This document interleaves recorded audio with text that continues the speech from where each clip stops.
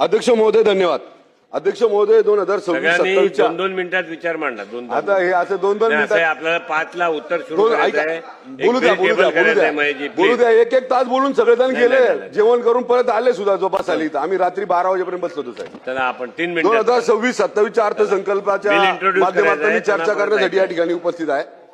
अध्यक्ष महोदय हे झाल्यावर बिल इंट्रोड्यूस करा. बिल इंट्रोड्यूस करायचं. अध्यक्ष महोदय, नगर विकास विभाग, सामाजिक न्याय विशेष सहाय्यक विभाग, गृहनिर्माण विभाग, पर्यटन व सांस्कृतिक विभाग, इतर मागास बहुजन कल्याण विभाग अशा वेगवेगळ्या मागण्यांवर मी इथं माझे काही मागण्या मांडण्यासाठी उभा आहे. अध्यक्ष महोदय, मी पिंपरी चिंचवड महानगरपालिकेतला एक लोकप्रतिनिधी म्हणून मी माझ्या शहरातल्या काही प्रमुख मागण्या या ठिकाणी मांडतोय. त्याचबरोबर श्री क्षेत्र संत तुकाराम महाराज आणि श्री देऊ आणि जगद्गुरु संत ज्ञानेश्वर महाराजांचं ज्ञानेश आळंदी या माध्यमातून काही मागण्या मी या ठिकाणी मागणार आहे. अध्यक्ष महोदय, नगर विकासच्या माध्यमातून पिंपरी चिंचवड शहराकडे दुर्लक्ष केलं जात आहे. अध्यक्ष महोदय, मागल्या काही दिवसापासून आम्ही नगर विकासकडे काही प्रस्ताव महापालिकेनं इकडे पाठवलेले आहेत राज्य शासनाकडे. अध्यक्ष महोदय, पाणी पुरवठा आणि स्वच्छता या संदर्भामध्ये शहरातलं नागरीकरण वाढत असताना फार मोठ्या समस्या त्या ठिकाणी स्थानिक प्रशासनाला आणि विशेषतः तिथल्या नागरिकांना जास्त त्या भेडसावत आहेत. अध्यक्ष महोदय, पिंपरी चिंचवड शहरातील पाणी पुरवठा प्रकल्प अमृत 3 मध्ये पिंपरी चिंचवड महापालिकेनं राज्य शासनाकडे 2016 कोटीची मागणी केलेली आहे. त्या संदर्भामध्ये सरकारने लक्ष घालावं. पावना थेट जलवाहिनी प्रकल्पाचा डीपीआर नव्याने सादर केलेला आहे. त्या संदर्भात सुद्धा 1015 कोटीची मागणी महापालिकेच्या माध्यमातून राज्य सरकारकडे केलेली आहे. त्याचा सुद्धा अंदाजपत्रकामध्ये सहभाग करून घ्यावा अशा संदर्भातली विनंती या निमित्तानं करतो. आंध्रा प्रकल्पातील 100 MLD पाणी पुरवठा योजनेसाठी 211 कोटीची मागणी ही सुद्धा या निमित्तानं शासनाने लक्षात घ्यावी. भामास्केडचा दुसरा टप्पा काम प्रगतीपथावर आहे. अध्यक्ष महोदय, त्याचा उर्वरित निधी उपलब्ध करून दिला तर तेही लवकर होईल.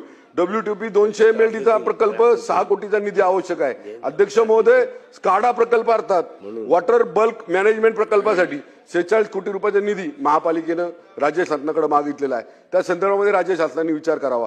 भविष्यात शहराची गरज लक्षात घेता चासकामान आणि मुळशी धरणातलं पाणी शहराला कसं मिळेल या संदर्भामध्ये सुद्धा राज्य सरकारने त्यामध्ये लक्ष घालावं.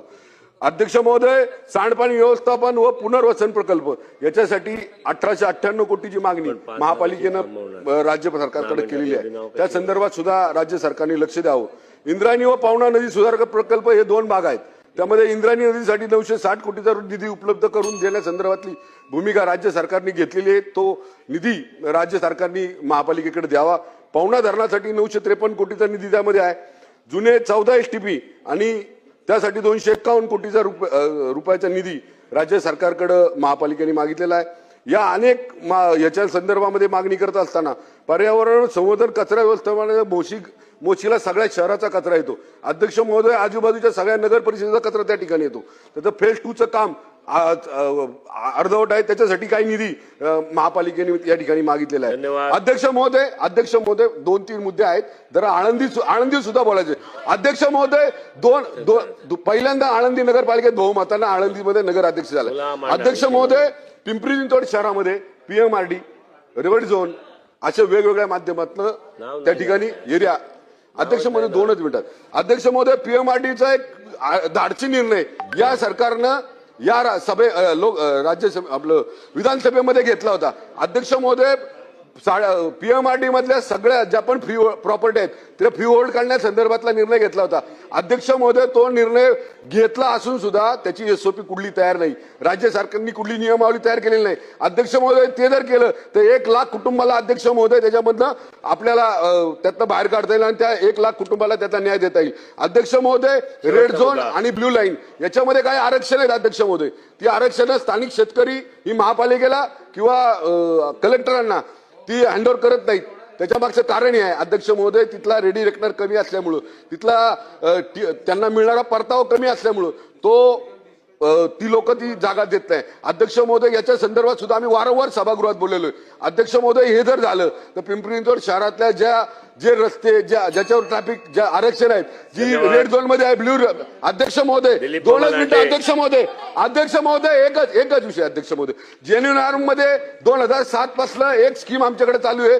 गृह प्रकल्पाची. अध्यक्ष महोदय आज तर एक पूर्ण नाही. मध्यंतरीच्या काळामध्ये आम्ही या सभागृहामध्ये मागणी केली होती. यामध्ये राहणाऱ्या प्रत्येक आर्थिक दुर्बल घटकाचा ज्या त्या ठिकाणी राहतात लोक त्यांचा टॅक्स माफ करावा अशा संदर्भातली मागणी केली होती. अध्यक्ष महोदय ती सुद्धा अर्धवट राहिलेली आहे. ती पूर्ण करण्यासंदर्भातली मी आज या निमित्तानं मागणी करतो. अध्यक्ष महोदय, आळंदी नगरपालिकेचा एक विषय आहे. आळंदी नगरपालिकेमध्ये संत ज्ञानेश्वर महाराजांची ही भूमी आहे.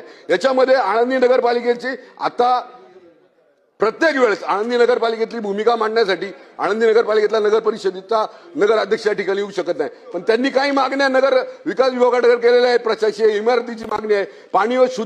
पाणी शुद्ध मिळावं, ड्रेनेज प्रकल्प त्या ठिकाणी राबवले जावेत, पाणी पुरवठा योजना राबवली जावी, वॉटर मीटर बसवले जावे. अध्यक्ष महोदय, इथं फार मोठ्या कार्तिक एकादशी आणि आषाढी एकादशी होतात.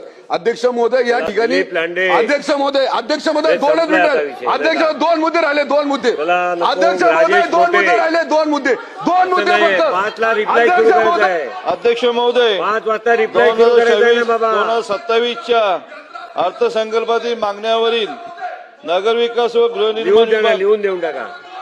लिहून द्या ना. तर कसं करणार मामा? चला ठीक आहे, बसा, मांडू द्या त्याला. मग आता सगळ्यांना पाहिजे तेवढी वेळ. संत ज्ञानेश्वर महाराजांच्या आळंदीमध्ये पावनभूमीमध्ये अध्यक्ष महोदय आषाढी एकादशी आणि कार्तिक एकादशीला अनेक भाविक त्या ठिकाणी येतात. अध्यक्ष महोदय, त्या ठिकाणी नगर परिषदेचा निधी कमी पडतो. अध्यक्ष महोदय, राज्य सरकारने त्या ठिकाणी निधी दिला पाहिजे. अध्यक्ष महोदय, आळंदीमध्ये वाढत्या वेळेत असणाऱ्या ज्या पण काही समस्या आहेत त्याच्या संदर्भामध्ये राज्य सरकारने निधी दिला पाहिजे. अध्यक्ष महोदय, त्या ठिकाणी तीर्थक्षेत्रामध्ये सीसीटीव्ही बसवले पाहिजे. अध्यक्ष महोदय, या ठिकाणी माझ्या शेजारी ताई बसलेले आहेत. त्यांच्या रयतेचे राजे छत्रपती शिवाजी राजे यांची पत्नी आदरणीय इंगळे परिवाराची गुणवंतता इंगळे यांची 15 एप्रिल 1656 रोजी झालेल्या ऐतिहासिक विवाह सोहळ्यास 370 वर्ष पूर्ण होतात. अध्यक्ष महोदय, त्या निमित्तानं सुद्धा महाउत्सव त्या ठिकाणी व्हावा अशा संदर्भात